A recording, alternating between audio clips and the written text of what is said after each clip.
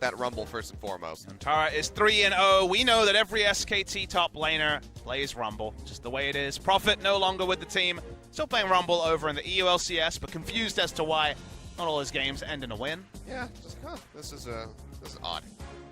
New feeling for him. ROX Tigers will ban Syndra on blue side. Faker hasn't got his hands on the Syndra too often, but is formidable on that particular pick.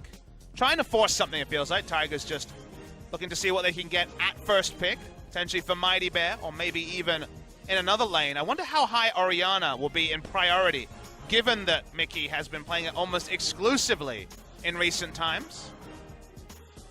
Well, we know Faker is more than happy to take that one himself, so could see that as a snatch up if it makes it through towards that second round of picks. And Caitlyn's going to be the final one as they ban that away from Songyun. That means Galio comes through, and okay. Mickey is 2-0 on Galio this season. In a struggling team, that is a relevant statistic, and Galio went to that big winning streak in mid lane of 11 games in a row. For it has been thwarted a couple of times recently, so SKT playing a bit on hard mode. I actually don't mind leaving open strong picks when you have a big match coming up, because even just beating the ROX Tigers with Galio in the mid lane is still going to be another top-level learning experience for them. Well, Lee Sin coming through here for Blank. As 4 wins on it so far in Summer. Could be looking to make that 5. As he keeps pushing forward, and yet fully expecting that Galio to be in the mid lane. So Faker says, screw it, just give me the Cassiopeia right here.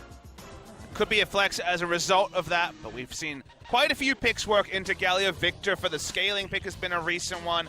Cassiopeia, especially early, which honestly, SKT can run away with the game early, but before the first item purchase, Galio has a hell of a time doing anything in that lane, as most melee versus Cassiopeia matchups go. Shield of Durand only gets you so far, but Gragas will be taken. So still, some flexibility here for the ROX Tigers. There's always that outside chance that this Galio goes down to key as support, so never really know where it's going to end up. They can kind of move it around in their composition to react to this Cassiopeia pick. Orianna pick into the Cassiopeia would be a nice laning matchup for Mickey. Yeah. Feels weird, again, to talk about the Ori, given that Galio is locked in, and it's Mickey, who used to never play Orianna until this season. Okay, well, there we go. Renekton, very early on the draft, will be taken through here for the ROX Tigers. So surprisingly, no bottom lane focus yet. And SKT, maybe they even just wait a little bit longer. Maybe they just go ahead and draft a top laner and try to avoid some bans out on Antara. You could also just take the school of thought of picking what you want and banning strong champions against it. This season, Bang has been no fun. Varus and Ashe only, basically. Hooray. For the majority of the split, we'll be jumping on the Ashe. Ashe's been deprioritized in many of our recent games. People have been looking at Xayah, for example, and other laners. Songyun has played some Xayah, but his Kalista is the one that was tearing up the solo queue charts. And to really explain to viewers, how ROX Tigers have changed, they largely play around Songyun in summer season. It's not been the Mickey focus team on assassins or 1v1 duelists. It's been basically a team empowering Songyun to do work. We remember them running 4 tanks and a Kog'Maw in that series against Afrika. Yeah. So whether it was Kog'Maw or Kalista, they've been very lane-focused and trying to get Songyun into the late game, which is a lot when you're laning against Bang and Wolf. So Varus banned away, trying to get Songyun onto something a bit more risky. Will they ban the Kalista, though, which is certainly a possibility for Songyun? Yeah, that was always one of his favorites. Think back to, even spring 2016 was one of the big piloters of that pick. But it's going to be the Xayah and Varus. So still just focusing out on Songyun entirely. So SKT, as you say, identify that Songyun is the carry force for the ROX Tigers, and they want to shut him down.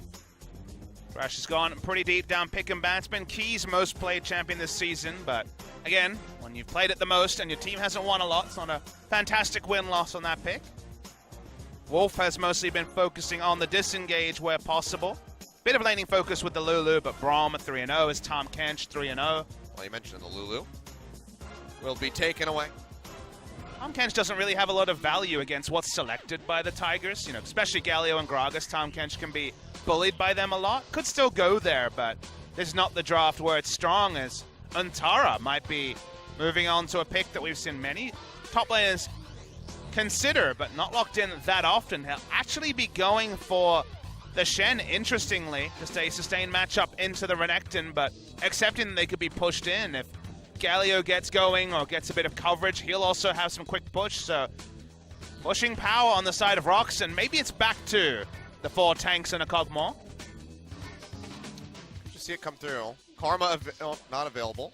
Almost said that she was, but yeah, that was banned away by the ROX Tigers as well as the Lulu. So not that much protection available unless they want to draft the Orianna, but it's really only one source of shielding. So, looks like it may in fact be the Galio mid lane as we first suspected. Orianna was an outside chance of flexing the Galio to bot lane. Unless... Oh, they played with our hearts there. I saw the Kassadin. Thought maybe Mickey would return to his roots, but seeming unlikely. Just playing around with our hearts. But Tahm Kench, the long hover makes sense. You have that Ashe pick coming through, just snatch him up, try to get him out of there. But it's actually going to be the Thresh at the last second, so heavy reliance on that Dark Passage. It's also a bit more laning presence. Thresh, a better laner than Tahm Kench, especially early. SKT sees a draft like this, and one of the ways you can attack it is just lane swapping or mercilessly bullying the bot lane and stopping Kog'Maw from ever hitting good item timings, because Kog'Maw is one of the central factors for this particular draft. So maybe attacking the Kog'Maw or lane swapping on the Renekton, taking down his turret, taking down a Rift Herald. There's many ways to play around what ROX wants to do until Kog'Maw hits 5-6 items, and SKT don't intend to see those days come out on the Rift. Yeah, not at all. Faker, expecting him to be as oppressive as humanly possible. We saw what he could do with his Cassiopeia versus the likes of Maple versus his fellow mid laners here in LCK. So Mickey should not expect to be treated any differently from those before him. A lot of history between Mickey and Faker. The famous comment of Faker needs to practice more in response to Faker saying same words over to Mickey. It ended up being empty words this year, but there's always the chance for a pop-off in the mid lane from one of these two. See, those massive Galio taunts can set up, 3-4 members of SK Telecom there. If Mickey can land that, then perhaps Songyun, if he can hit his item timings, can just start ripping through and try to find a victory here for the ROX Tigers. Big uphill battle for these guys to put a win on the board. Want to hover around that mid spot for the end of this first round. SKT's last game, or last series before the Telecom War. They just want to put this one in the books as fast as possible. All right, let's see what it's going to be on the clock when we close this one out and see who's going to be the victor. Let's go ahead, load up. Tigers versus SK Telecom T1.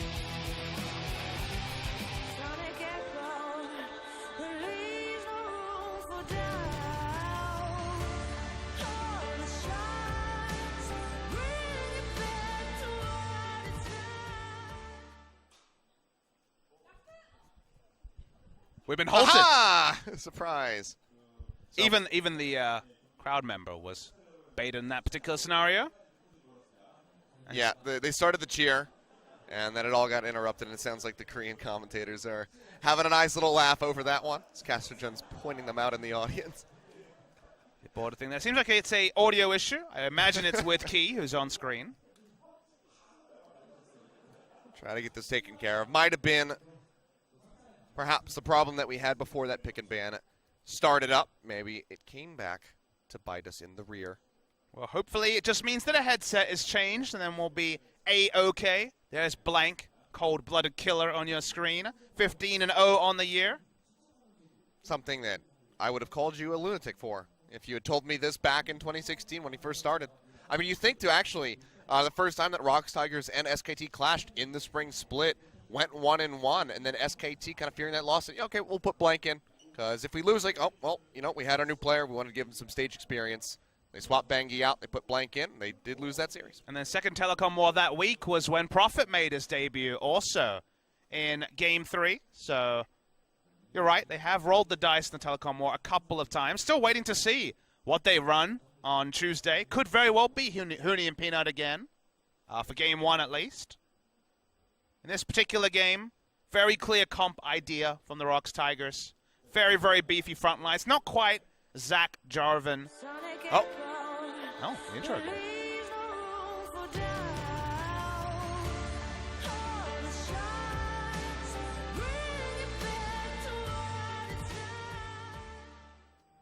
All right, go. Cheer now. All right, still one person. Okay. I like to think the rest of the ROX Tigers fans were baited. It's a little imbalanced, just slightly. They were outnumbered by Probably about 300 people. Well, Linderung also noted what Smeb did earlier on the Renekton. He also will be running the Marin skin. Showing that respect to Marin. Ooh, that's a really good drawing. That's some sick drawings. I hope he gets that at the end of the day when they go down to the fan meet. I hope they give that to him, or at least he signs it for them. I think one of those two things will 100% happen. I would gift it to him because that's pretty badass. Wolf is in a bit of a party of his own. A lot of seedlings on the ground. That's one of those things where it's like you should just make those drawings on for the players on the day, and then just sell them for like $5 outside the stadium. Well, I think that would probably be opposed when it comes to profiting off the lightness of SK Telecom players. But I know what you're saying. Yeah. Do I endorse it? Not necessarily, but it's probably a pretty good idea economically. I believe your exact sentence was, you know what you should do, and then you suggested it. If you want to make some money. That's the exact... So it's an endorsement, then. All right, whatever. You got me. Hard leash coming through here from Mighty Bear.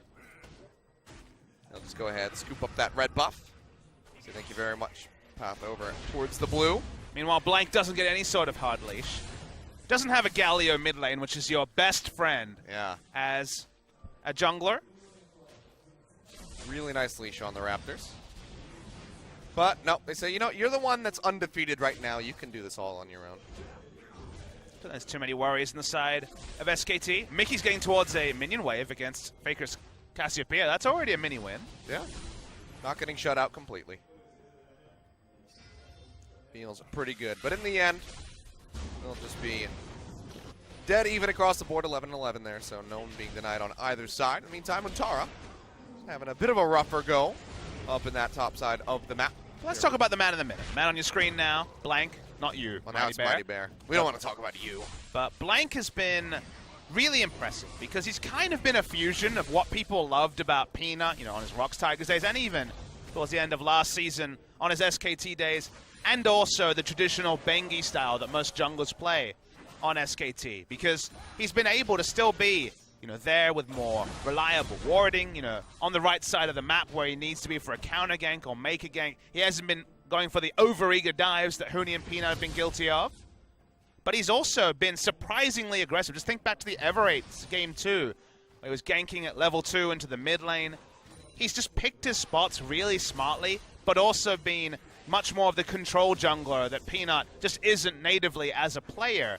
And when both things are firing, when every champion in the meta looks like a very viable pick for Blank, compared to, what, a year ago when he was either on a super defensive farming jungler or you were worried, when everything's firing, I mean, Blank just looks like one of the world's best. Yeah. Really has gotten the SK Telecom treatment. SKT effect just working him into shape. And Untara as well.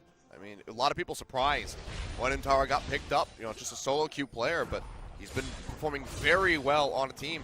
And this is another guy that came off of CJ Entis from last year.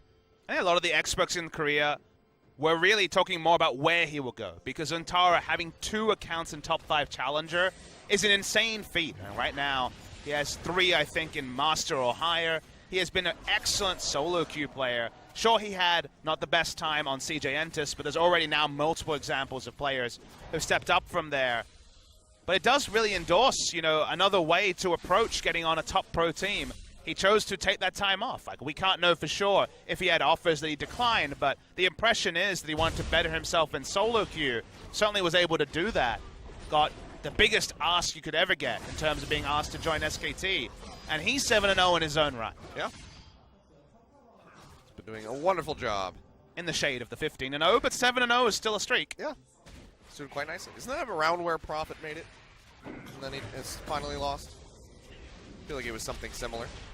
Got Rumble a lot of times. And Nautilus. Every time. A little bit of trading here. Key going to go wide on that death sentence. Can't lock in Wolf, and he is going to get punished for that miss. Bang just firing away, forcing him out of the lane. Saying goodbye to some builds also by the end of this week. Triple Doran's Ring coming through from Mickey. Thank Lord. Thank Lord. Thank the Lord. I thought you wanted to thank Lord, the famous recording artist of our Spring 2016 song. Thank you for, letting us use your song. Sangyun just wave clearing. SKT have pressure in the bottom lane. Mid lane still going all right for the side of Mickey, all things considered. Only 1 CS behind, and Antara gonna be more about farming up in the early game, just trying not to get pressured in by that of Linderong. They go on a bit of a walkabout here. Well, they do have the potential to push and roam from both mid and top lane. Looking to see what they can do. The turret dive on Antara, that's a tricky one to pull off. Yeah, not sure how they'll go about this one. The stun already comes through here. Antara just going to go ahead and flash Shadow Dash away. Linderong, I think, a couple turret shots. But this does open up for quite a bit of damage that could come through. Antara will be recalling. And does he TP back in to try to defend this? Linderong's dominance does run out, so less likely that he would be turret dive. Finally will teleport in late. Ash was considering going top lane to try and enact a lane swap quite early after Bilgewater or BF Sword. That's usually the timing.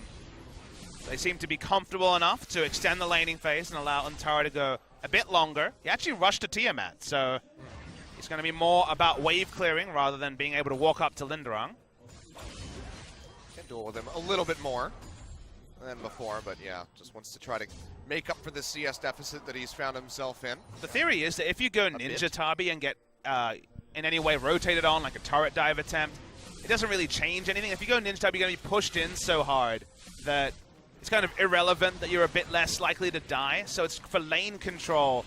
You just have to skillfully position and avoid taking excess damage. So I understand the Tiamat, even though it looks like a disrespectful choice on paper, going AD into a Renekton. Blank looking for the invade there on the red buff. Won't be able to find it. But now has a nice wraparound opportunity. Flash forward for the root. Not going to find it. Death Sentence connects in onto Bang, but now Key in a world of trouble. The play comes through right after the resonating strike, and he has to flash away. So 3 summoner spells used in the bottom lane for the one of SK Telecom. And because Bang was tanking aggro, able to pull the minion wave pretty well here, was Bang. Means that they keep it in a good spot. Has the Bilgewater, so not concerned about losing health. Linderong starting the proxy, and they already have this turret very low on the top side. And a very rough spot now is Antara. It's a dash through, trades back quite a bit of damage here. But the turret is still suffering, and the swap is going to be enacted here by Key and Sangyun as they make their way up towards the top side of the map. So want to get the break on that first brick. And also want to avoid a very tricky scenario where Ash is going to have arrow, and they had all 3 summoners down. Thank you, says Mickey. That's why they're looking for a dive here, ROX. They're going to try to zone Antara off. It will be first brick to the side of ROX Tigers. Yeah. They've already started their recalls, because of course it's pre-10 minutes, so there is no Rift Herald to be claimed at the same time. And it does mean that the time was wasted and the CS lead will grow for Bang, and now they will still have to lane with no summoners against Ash Syra. So I'll take the good with the bad. First brick does come through, gives the team an overall lead, but like you said, Bang is going to be in a nice, comfortable spot where he's currently 26 CS ahead, looking to extend that even further. Won't be able to deny anything from this wave, so Sangyun will be able to get most of these back as long as he can get the last hits in, because he does have to play respectfully to Wolf. Doesn't want to get locked down and take a bit of damage from those plants. So tricky here for ROX with, again, no summoners. Ash Syra with massive burst between the two. So it'd have to be very steady on the side steps. Blank is bot lane, but Mighty Bear spotted also. SKT, speaking of keeping tabs, own the vision in the red side jungle of ROX Tigers, so Mighty Bear gets called away as well.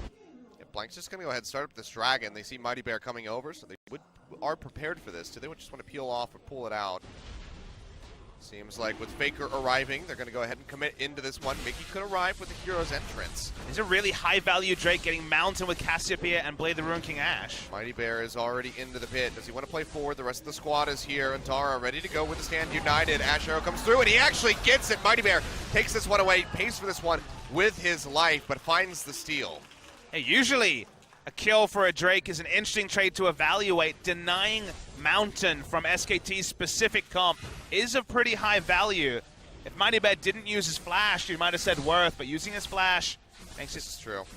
A lot of gank pressure now alleviated. Smite not working for Blank, who's been very on point with those in recent times. But SKT not going to be too big of an objective to give up, all things considered. Mickey looking to trade here on Faker. Gets quite a bit of damage down.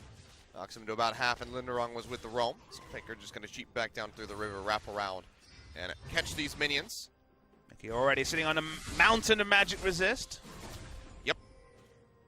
Given that Faker will have to focus on his building block items like the Rod of Ages, the Void Staff is still a long way away. Probably just going to be a farm fest for Faker and try to find any champion that isn't Mickey in a team fight with his damage rotations. ROX, they're going to start up this Rift Herald here. Mighty Bear maybe going to solo this one out. So interestingly, the ward over was spotted by Untara, so he's pretty confident that Mighty Bear is on this Rift Herald, but no response from Faker and Blank, who just seem to want to keep working around the weak bottom lane from ROX. And I don't mind this decision because we already said it's about hitting gold values for the Kog'Maw for this comp to make sense. If he does no damage, the team will struggle, and Kog'Maw is going to fall further behind. Going to recall now, try to group with the team, and the Rift Herald buff that Mighty Bear is just about to complete. Yep.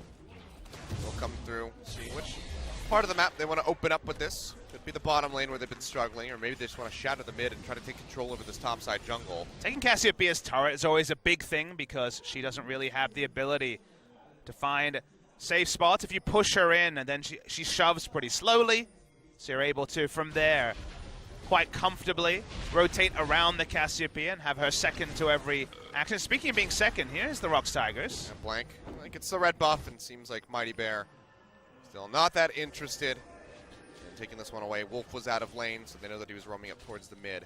So very easily could have turned the tide. And there's also that Stand United that you have to keep tabs of. It's another game where the unfancy team has a gold lead early. It's obviously nothing to write home about at just 300. But SKT have been focusing all their resources on shutting down the bot lane by invading mercilessly on this red side. Hook will connect in on a Blank. Do they want to pursue this? The answer is going to be no. So Songyun cheating forward, but even then, it's just not enough. And Rift Herald's actually going to be used for this tier 2 up in the top lane where Untara, he's all by himself. Nobody else is nearby. They might actually lose this inner turret. It's with no minion wave, but remember the backdoor decrease in damage or increase in tankiness on the turret doesn't apply when the Rift Herald goes in, so they will get the inner turret, Kilios. Yeah, not looking great here, so they do go ahead, take that one down. Tier 1 being focused by SK Telecom on the bottom side of the map. We'll be able to find this as Untara finishes off that Rift Herald before it can get a charge in onto the inhib turret. But yeah, ROX Tigers, good movements around the map. They maintain a very slight gold lead, but now have that top side very much opened up. It is opened up, but the question is, can you return to the top lane and profit from how much pressure you've created with the minions pushed in? Because suddenly, Renekton's going to be hopelessly overextended if he tries to meet a minion wave. Shen can just clear waves with his Tiamat and join, and actually profiting off such an early inner turret is surprisingly difficult to perform. It almost feels like you go back to where the Flame Horizon term first came, when it was Ignite Shyvana in the top lane, freezing around this area. And while it won't be freezing, growing leads in that side can be really difficult to engineer, and SKT seem to be happy to give up immediate gold to the side of ROX Tigers and just continue to settle on trying to keep Kog'Maw as far down as possible. So far, so good in that regard. Blade of the Rune King completed for both of these ADCs. So Songyun maybe looking for a second item. QSS has the Null Magic Mantle there in the inventory. Big advantage for ROX Tigers. It's around vision in the red side jungle of SKT, but that only gets them Baron. And I think SKT are confident that Baron will not be an objective for the ROX Tigers anytime soon. I mean, it's also 5 minutes away, so plenty of time for that vision to expire and to clear out that one control ward that is sitting in there. So SKT in that regard are in a very nice position. And the only reason you bring it up at this early time is because you think about what double turrets in a side lane offers. With the minion waves pushing in, it does let them walk into the red side a lot. But like you say, thought for another time. Well, that's going to be the root coming through. Ash arrow thrown down as well, and Mickey's going to get kicked in. The taunt will connect on the two members, but Bang is still firing away. Faker arriving at the last second. The toss had Miasma to get a nice little assist, but the kill goes over to Bang. 2-0 here for SK Telecom, and they take the gold lead. Yes. Basically, Mickey playing in one of the few areas where ROX Tigers don't have an advantage, so SKT happy to turn on him. No advanced vision in that area means that he overextends, even as a super tanky adaptive helm already complete Galio. Now it's all going to come down to these next 30 seconds before that Infernal Drake spawns. See, ROX really heavily prioritizing, trying to get some vision control here. Faker trying to zone them back, but he is a lone snake lady. And there's nothing more he can really do by himself. Needs the pressure of others to help take control over this spot. Infernal Drake about to spawn. That one is going to be something contested. Necton hasn't been able to push up to the inhibitor turret, so not going to be that much pressure on Untara, who will be able to leave with the level 2 stand united pretty comfortably. Watching the mid lane here, just trading a farm, but it's the calm before the storm, and the storm is represented on that map by the Infernal Drake. Just trying to zone him back. Infernal is up, has been leashed out of the pit. Mighty Bear already coming up with 1 steal. Can he replicate it here a second time? Ward behind, so that's the teleport. TP's coming through. Infernal Drake does get finished off. Faker now turning in onto Linderong. The stun comes down. He throws out the Petrifying Gaze. A lot of damage in onto the Renekton as he dashes out. Mickey comes in with that hero's entrance. Justice punch in onto Blank. The taunt not going to find anything because he was rooted down. But seems like SKT happy to go their separate ways. They got the TP out, only had to invest the stand united. And they get the Infernal Drake. Yeah, the stand united probably needs to be used in hindsight, but it also caused the full disengage from the ROX Tigers. When they started challenging, here's the engage. Body slam, bang, with a very nice flash to the backside of that explosive cast. Takes himself out to safety, so not going to get caught this time. So very nicely done by him.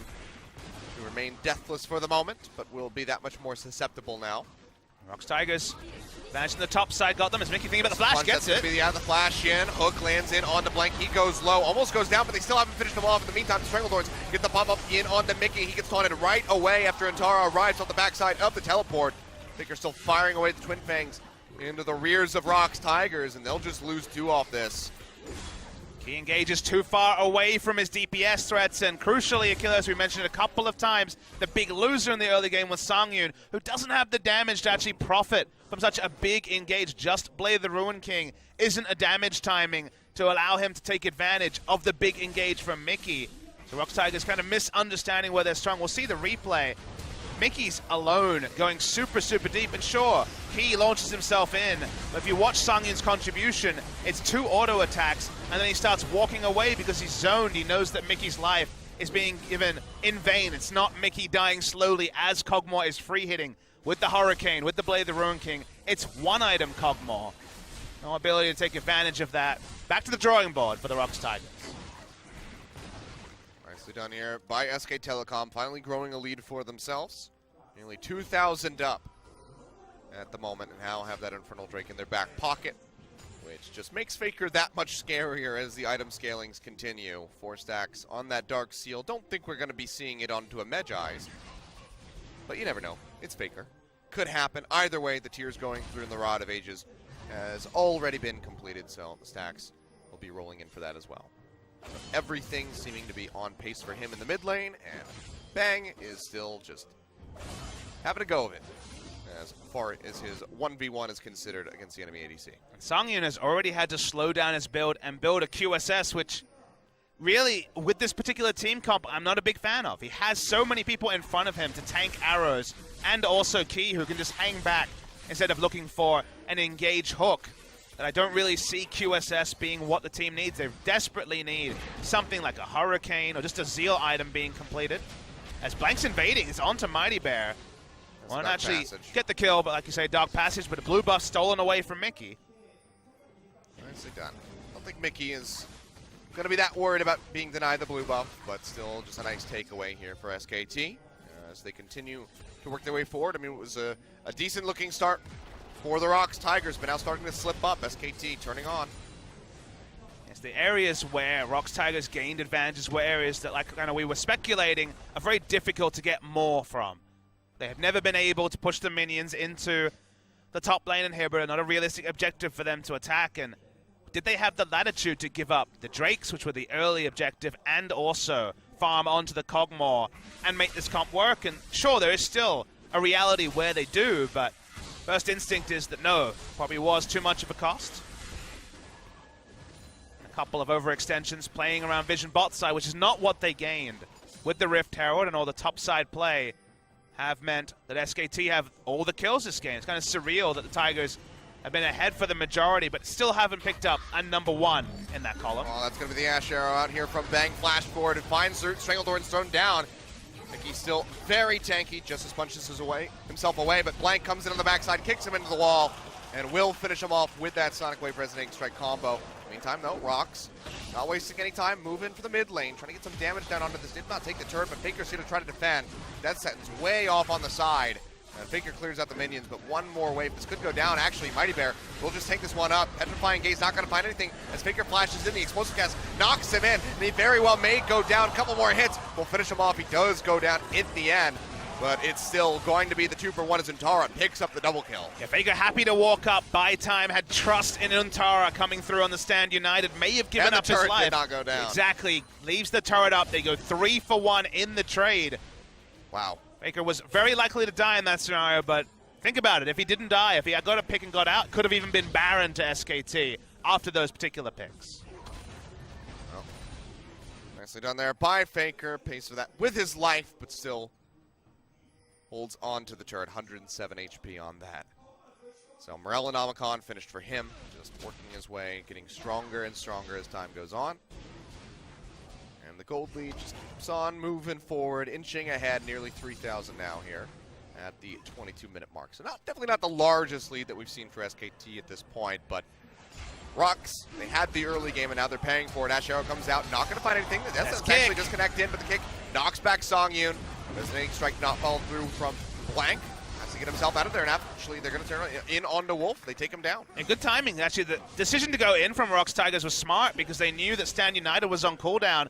Cassiopeia was walking to bot lane, so it was even better than ROX Tigers expected. This turret will go down, of course. Would have gone down to a stiff breeze. But ROX, in one of the few moments where they could make a proactive move and not have a reaction from SKT, make the right decision. And another sign that, sure, likely to go down this game, but there's still something about the ROX Tigers to separate them from the pack. Faker's trying to solo out this Cloud Drake. The rest of ROX starting to pile their way down. Miasma thrown in. And there it is, right in time. Last second before that Twin Fang connected. Mighty Bear does come up with a second steal. This time in about a 1v1 against the Cassiopeia, who does not have Smite, but still picks up the Cloud Drake. And that's 2 stacks for the Elder over to the ROX Tigers. Tara will go ahead and chip away at that turret and finish it off. So now all of the outers except for the mid have fallen. SKT going to be looking for that one soon. And I really like that you bring up the Elder, because the Elder will be when finally Songyun will have some items. Because right now, finding a site to fight at in 15 minutes is relevant for ROX. Songyun is so far behind after going QSS, being down in CS, being left on an island despite being the only threat, that he needs the time desperately, and that's why SKT is like, let's fight for everything right now before Songyun has any items. The Scry Orb's coming through, and they saw Linderong on the bottom lane. They know that he doesn't have teleport, so they feel more than happy to start this one up. Untara goes forward. Mickey comes up with a massive taunt, and now Songyun just free-firing away, comes up with the first kill as Wolf goes down. He does get popped up, takes a lot of damage from the plants, but SKT are sent scattering. They want to try to turn this one around. Linderong getting ready to arrive at the fight. Another taunt coming through here from Mickey, finds 2 members. Linderong's on the backside. Blank trying to lifesteal his way back up off the red buff. Flash away from Untara. Might not even take him out the safety. Gets the taunt in on the Linderong. The stun comes through. They will let him go his separate way. But that was a massive turnaround for the ROX Tigers, and all of it really on the backside of Mickey with that huge taunt.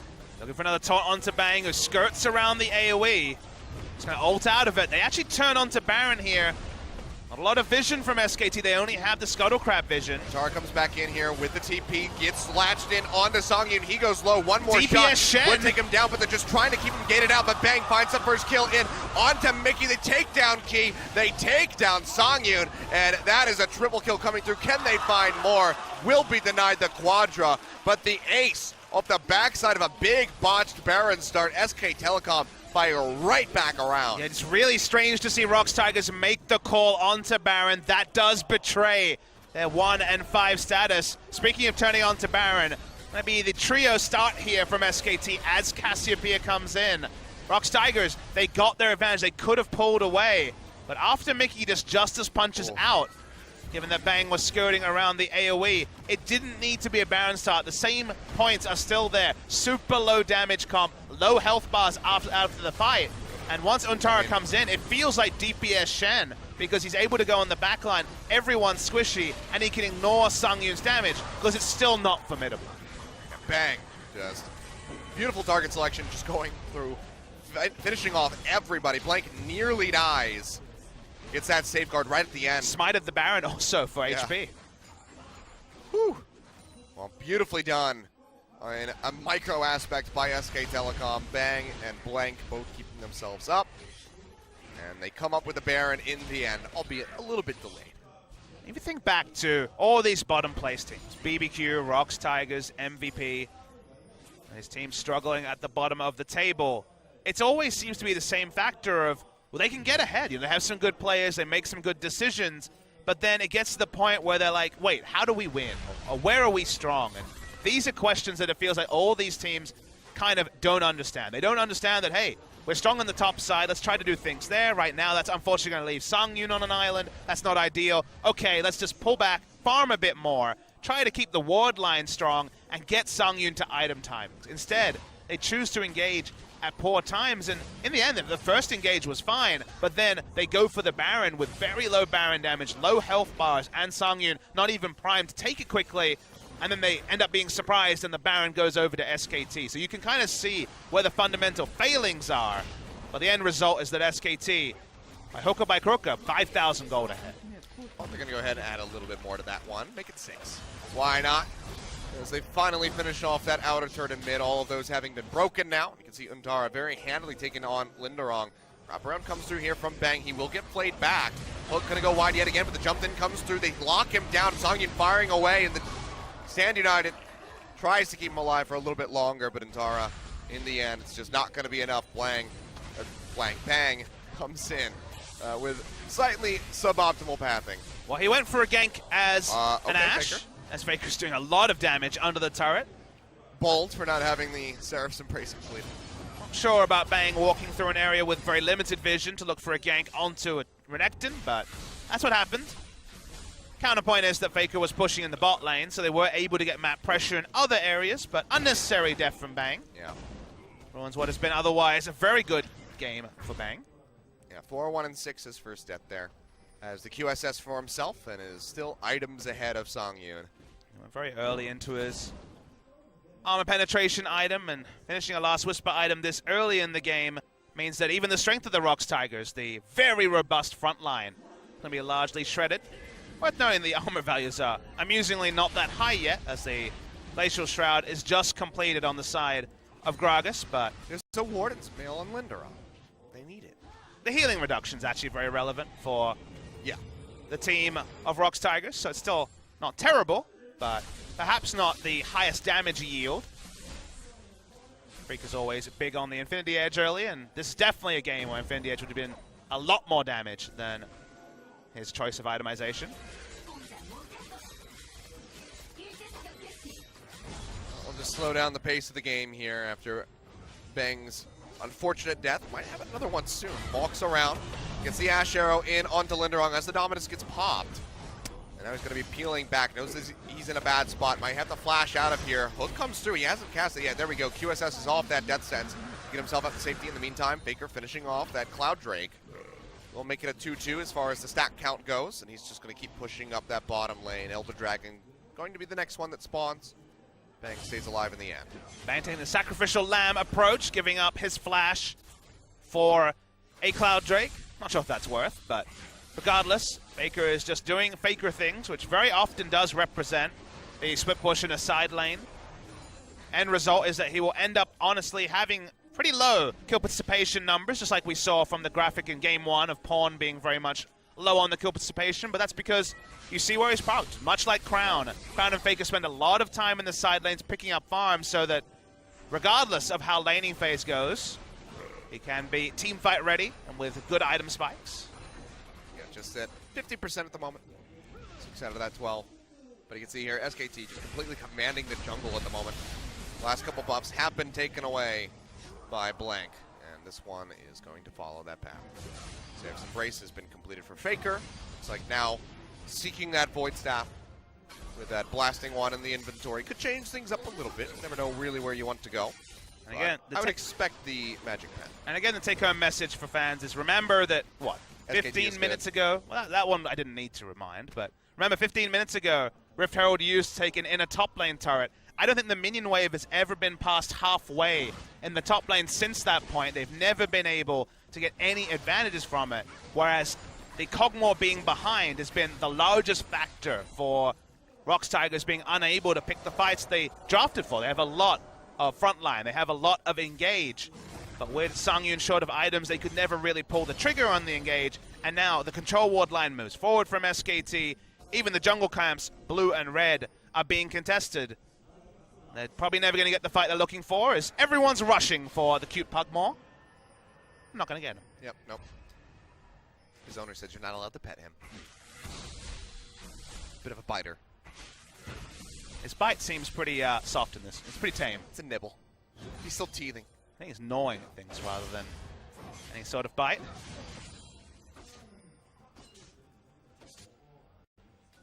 SKT, again, pushing up the vision line. This is the sort of Baron vision we like to strive to see from the teams at the bottom, but so rarely get.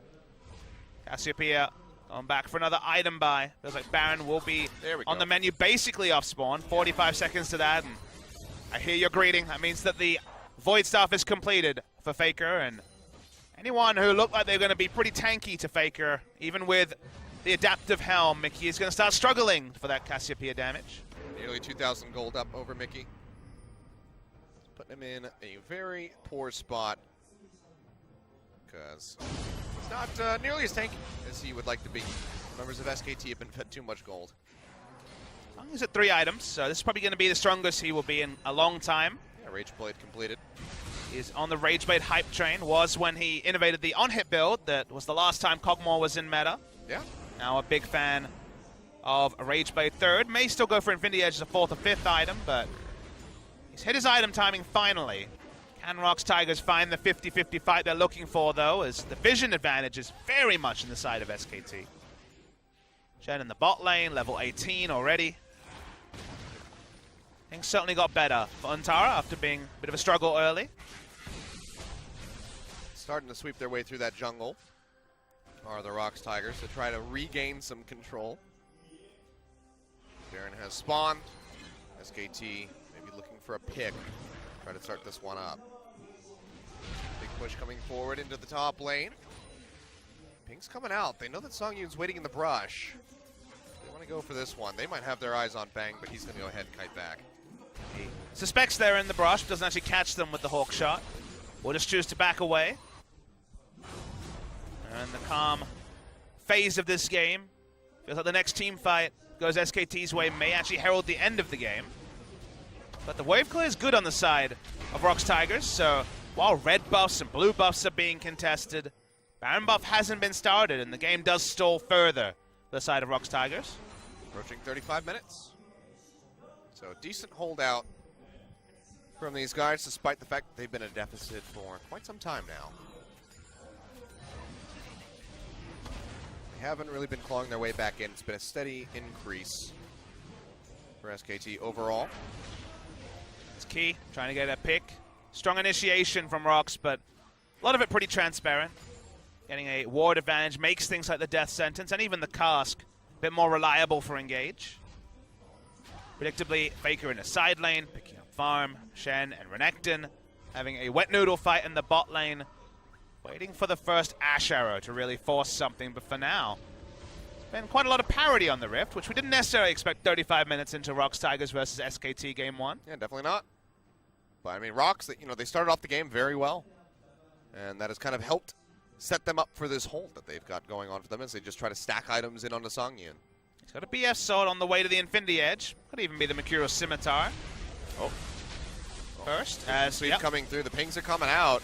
Ready for that fight. Bang is not there, so there's not as much damage in onto the Baron. Scrying Plant will reveal this. SKT seems like they want to peel off. The TP's now coming through as Linderong comes in on the front side of the fight, looking for Bang to lock him down. Instead, goes straight in onto Blank, dashes over the wall, looking for Wolf, just trying to find one squishy member of SK Telecom. Doesn't find really any for the kill. And SKT just have Untara walk up, doesn't use Standing Light, doesn't teleport, and our teleport advantage is there for SKT. They turn on Galio. Ash Arrow comes down, and he is just getting melted down. The shield hits, but it might not be enough to keep him alive. Dark Passage takes him out, but Mickey, he goes back forward and straight into the face of Blank, where Faker and Bang are waiting with the damage to finish him off. Artillery from the Pug Maul nearly kills the Ashe, but just still can't quite find it. Pick opening here for SKT, but they're pretty weakened, and it seems like they don't want to contest this Baron yet. ROX, in the meantime, are starting this up, but Faker's down over at the Elder Dragon. You're not spotting in vision, but it's smart of ROX Tigers to start the Baron, force the positioning. Faker gets the call, they're like, hey, they don't know you're there, but it's a tussle between the two. It's a game of chicken. Faker not sure what he should do. Seems like he's going to commit the roaming back up here to try to contest this Baron. It's down to about half HP as SKT starts poking their faces in here. That sentence connects, the box comes down blank, knocked over to the side, still has not died, and Songyun so low on the backside of the fight, has to kite his way out of here. The flashes coming through, Sonic Wave not going to connect. The Drung just gets slowed up, but the roots will not hit as he takes that blast cone over the wall. SKT still on the hunt. Enchanted Crystalline Arrow nearly off cooldown. If they can get the slow up, that could be it. Death Sentence in on the Faker, pops that Seraph's Embrace shield, keeps him alive, and he takes down Songyun in the end. And Tara coming through with the Stand United to help out. Now Linderon going for a big ride, but he's taking Blank along with him and will take him down as the kill comes through from Mighty Bear. Ash Arrow connects, but out of mana is Bang. Couldn't quite get into position, and Faker's not there to follow up with the damage. So after a massive scuffle back and forth from the Elder Dragon to the Baron, SKT put a couple extra kills on the board, but nobody gets an objective. Yeah, Mickey was dead this whole time. The hook comes in onto Lee Sin. No kill is confirmed. Songyun falls so low in the back line. Then Untara starts to get kited. So the fight could have gone either way. Faker only now grouping with his team, but getting a single pick proved so difficult. However, SKT, they had very clear target selection, weren't interested in killing Thresh. They knew if Songyun dies, a 5v5 almost certainly doesn't go against them. Hogmore turns around when he sees the miss on the Petrifying Gaze, but is still standing in the Miasma, does go down first. Yeah, it was a huge ride by Blank there. Wasn't Lee Syndrome, just ended up being particularly amusing by the end. 1-for-1 means no one can turn on to Baron, and now Faker, he finds his true nemesis once again. Yeah. Well, Blank's body told him yes, but now Faker, he might have to rethink this. We'll be taking this faster than ROX is currently taking the Baron, but now with Songyun walking over, that might change. We'll see. He's going to finish this one out. The rest of SKT getting ready to push in here for the contest. Blank not in the pit, will not be able to get the smite away. Now he's going to be targeted out, dashes away with the safeguard to keep himself alive, and Tara flayed back in. Goes low, has to shadow dash out to safety. It's Faker. Sun comes through, but now Faker is arriving. This is going to be that double Elder Dragon buff coming through. Mickey goes back in with the Justice Punch. Massive taunt. Just trying to buy time for the rest of his team. And it seems like SKT will let them go. They deny one Baron buff, get the Elder Dragon for themselves. Can they get more? Very peculiar that they kept opting into. It felt like Faker had confidence that his team would be able to dissuade ROX from ending the Baron. But in both cases, ROX this time had vision in the area, knew that Faker was there, got the full confirmation when the Rift Herald was completed, and made the smart choice to finish the Baron, take the smite, and the game extends past 40 minutes. And while it still feels like SKT, they're growing a gold league, 8,000 at 38 minutes gets less and less important. Also, Songyun gets closer to 6-item Kog'Maw. Yeah. He's got to be nearing that. Haven't been able to see. He's been on these items for a while, so I feel like he's picking up minion waves and going for a straight Infinity Edge buy very soon. Seems very likely. He's calling off for an Renekton, so it feels like he's probably bot lane minion wave away from Infinity Edge, which is going to be a significant spike. Well, Mickey's got a couple hats. Adaptive Helm and that Abyssal. Abyssal's mask. Abyssal mask, there we go. Still kind of it's something you wear on your head. It's true. I'm not disagreeing with you, Achilles, on that one. He's wearing the mask under the helm, I suppose. It does mean that so much damage has to be dumped if you fight front to back, which means taking down the front line. Cassiopeia will have an exercise in frustration taking down Renekton and Galio specifically. The double adaptive helm being complete. And Galio has gone for the I'm going to initiate a couple of times build. Going for the Gargoyle Stoneplate as well. 2,000 gold on this Kog'Maw, so super close to that Infinity Edge that he desperately needs. Well, for now, SK Telecom not giving up a single turret. That bottom outer, the key target for ROX Tigers with this Baron buff, eluding them so far. This Elder Dragon buff, though, is about to expire. SKT will be fighting Baroned up ROX Tigers members without it. Watching that buff bar right now, just about time out. Yep, there it is. There we go. Whereas Baron Still has about 25% ready to go on it, but still ROX. Not sure if they'll really be able to let themselves anything with this. Kind of surreal to see the game extending. SKT's been good at completing games a lot earlier. Right now, the vision game has started to slow down from them. Not a lot of advanced vision on either sides of the jungle. Pushing waves, but not much more than that. Infinity Edge is complete by Songyun. So the 5v5 now, that kind of had an air of inevitability 20 minutes ago. It's starting to get a little bit less sure when it comes to access to the backline. Blank is really the only one from SKT that can skirt past the strong front line and get to Songyun, barring some significant misplay. Standing gold on the map. Goodbye to the last outer turret of the game. See what SKT want to do. Once again, Faker in a side lane, and ROX Tigers, they're just trying to push with Baron and get multiple objectives. But speaking of multiple objectives, SKT are not recalling. Yeah, they say screw it. Screw this inner turret here in the top lane. They want the in-hit, but they might be pace racing ROX Tigers for it. Mickey can walk up and do some wave clear, but they will lose mid lane inhibitor. Bot being taken now. As Faker does arrive in the bottom side of the map to try to hold on to this, and ROX, they might just have to concede. Really want to pick it up with the W duration up. Songyun can get free hits onto the inhibitor. He is firing away, and Faker hasn't really found the in yet, but have to try to delete him. Interrupt. The comes down, yeah, Untara gonna get interrupted, goes dangerously low. Faker tries to finish him off, and he gets him in the end. Songyun gets taken down.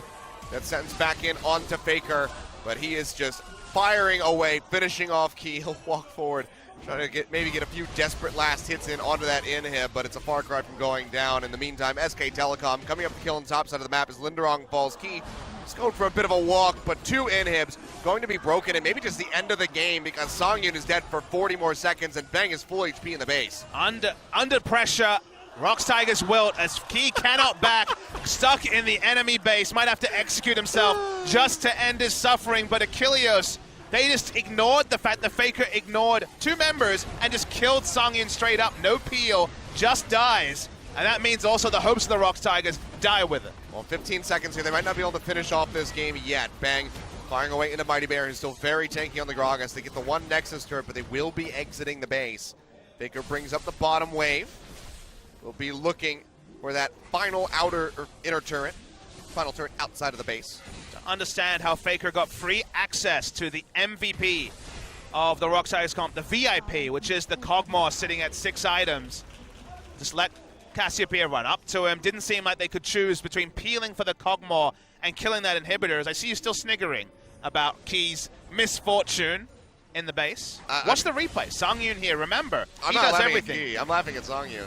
He's the one sieging. He's the one that needs to be safe. Great interrupt from Key, but he uses everything to interrupt the Shen, and so Songyun just dies. Sure, he could have gone on a ride with the Dark Passage, but would have died anyway. They just would have turned in that direction, and they cannot afford to just let their Kog'Maw, that little pug, die for free.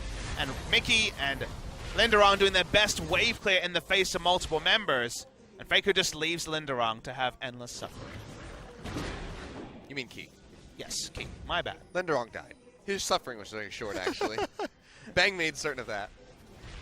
But now Super Creep's pushing in the top and mid sides of the map. 45 seconds on that Baron. So much pressure inside of the base here for the ROX Tigers that they have to get cut through in order to contest. And recall that they didn't get the inhibitor, and Songyun gave up his life, so it was a double whammy for the side of ROX Tigers, and 2 inhibitors down for the SKT side of things. A big trade up from them. They didn't have a ward on the inhib, but it actually just expired, so no chance of a TP play to try to backdoor that one. But even then, would it really have been worth it? It's the things that both teams will be left to ponder. Tara just bringing up a minion wave. No action between the Crocodile and the Ninja at this point in the game. Songyun was hoping to at least poke away the Banshee Veil, but no dice. There it is. All right, well, Baron is up. Gets started by SK Telecom immediately, but they will peel back. The plan's keeping it leash, at least for the moment. So they want to stick in onto this one. The healing is coming through as Faker goes back in. Plenty of damage with this Cassiopeia, and they just need to gate out Mighty Bear if they can keep him away from the pit. Sun comes through, Baron going low, and he has to take the Dark Passage out, so Baron will be conceded over to SKT. Super clean stuff from the side of SKT. At the same time, Ontara walked up just to move the minion wave in mid lane with his newfound Baron buff. He'll back away. He'll be just by his final item. Plenty of ways to join in with the rest of the team, and it's going to be a Randuin's Omen for him, so just really making sure that Songyun can't get anywhere close or can't get away, whichever it is. I mean, Shen is usually attempt to taunt and then kind of have to have the walk of shame moving back because doesn't really do anything else in the fight. But in this case, he's got Thorn Mail and he takes less damage from crit, so at least he won't die making that walk away. Siege now beginning Teleport TP used. very deep in from the backside here. Hook comes in on the blank. Has a Guardian Angel, but he takes a lot of damage now. Lindarong arriving here with the hero's entrance. Wolf being targeted out, goes low, but has the shields to keep him alive at least for the moment because Songyun hasn't been able to get into a spot to really fire off with this Cogball. Blank going low. That last R not going to connect in. I think he finds the taunt, but still might be going down. And Tara walks in front of him to block the Justice Punch, making sure he can't get away. They get rid of him, and that is so much of ROX Tigers' control in these team fights taken away. And they might just be losing that third inhib as well unless they can throw one hell of a Hail Mary. Mighty Bear goes forward, has a multi-man belly bop, but he'll get locked down. The root comes through from Wolf, and he'll find the killing blow. Faker still firing away the Twin Fangs, pops the shield, goes forward, looks for Songyun. Songyun does kill the Cassiopeia as he kites back, but still needs so much more to stop this game from going down. It just looks like they're not going to find it. The Nexus turret finally falls. Nexus targeted out. 47 minutes on the clock. Blank going in for the final kill to complete the ace. Songyun will die. Beautifully done by him at the end. SKT, longer than you might have anticipated, do win in game one, and Blank is now 16-0. Yeah, they kind of toiled in that particular game. They found it difficult to close. Strong wave clear on the side of ROX Tigers, and SKT respecting how strong the 4-5 item Cogmore could be in team fight.